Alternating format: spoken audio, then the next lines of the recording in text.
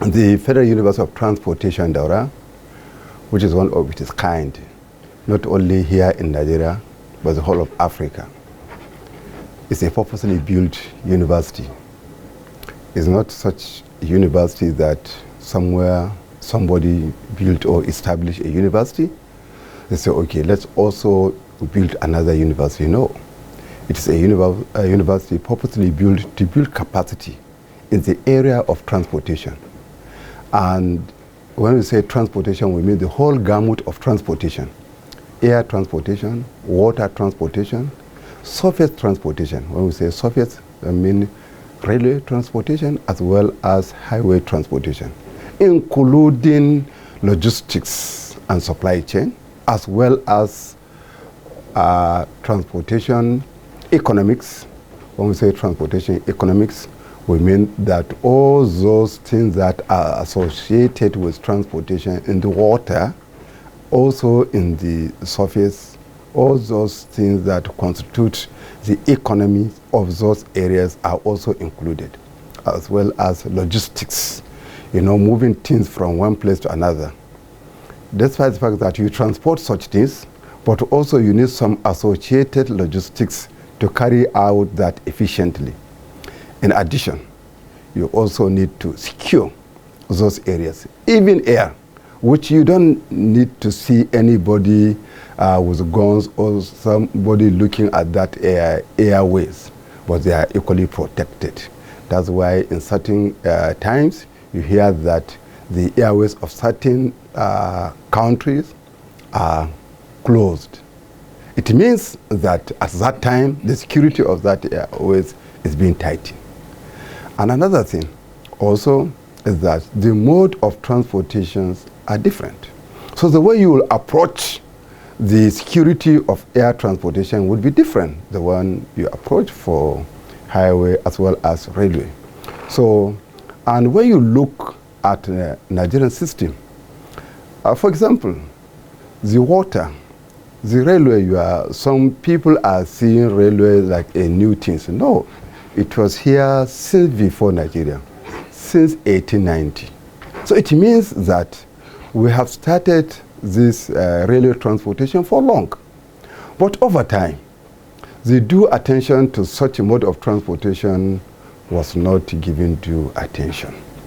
As such, the capacity for human to manage and expand such mode of transportation was very low. At certain times, was even stopped. And as such, the workers, the trained workers, either left that area, or they died, or they naturally retired. And when the federal government wanted to revitalize, remodernize the railway system, they started from Lagos to Kano, a very huge contract, a very long line, and as such, they deemed it necessary that we need to go along with building the capacity of those people to manage that area. And as such, they need to establish an institution. At the beginning, they wanted to establish just an institution of railway. But at that time, the Ministry of Transportation was encompassing both the airways, the railways, the highways, as well as even the waterways. Therefore, they saw it is better to just establish a university of transportation. That's why the essence of establishing the university. And the idea was conceived since 2018 during the renegotiation on how to go about the remodernization of that railway from Lagos to Kano. And they say, okay, this company called CCECC, China Civil Engineering Construction Company, this huge infrastructure you are building is a huge amount of money in dollars. So what contribution are you giving to the host country? So this university started as a negotiated corporate social responsibilities. CRS is just like a donation. But in this case, this donation, it was a negotiated donation. Therefore, they say, okay, will give certain amount of money to contribute in building the university. However, we're not giving cash. We are a construction company, therefore give us land. Then we construct. And that's why they are given land and they started construction. And also they said that we cannot start and finish the construction at once. No. The construction will be based on the payment of the contract.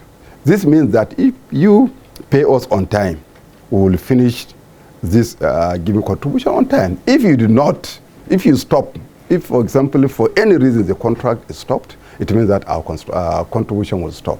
So you see, that's why I say it's a negotiated series, whereby you will not just say, okay, donate this, or we are donating this, you take it or leave it. No.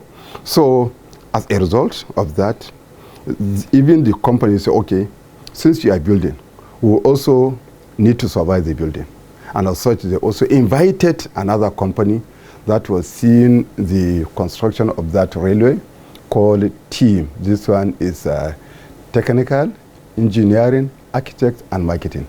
Another multinational company that deal with consultation of all sort of civil, mechanical, electrical, whatever kind of engineering, as well as also marketing of a product. So it was giving also opportunity to survive. Interestingly, also at pro bono, because that company also is benefiting from that project, since it is the one surviving and is being paid. So that company also is giving its contribution. Majority of our movement is by road. That's why you see the road is overburdened, overstretched. Moving from Oshogo to Ibadan is instead for you to spend just maybe 30 minutes, you end up spending 2 hours. For what? Because that's only one mode you can move.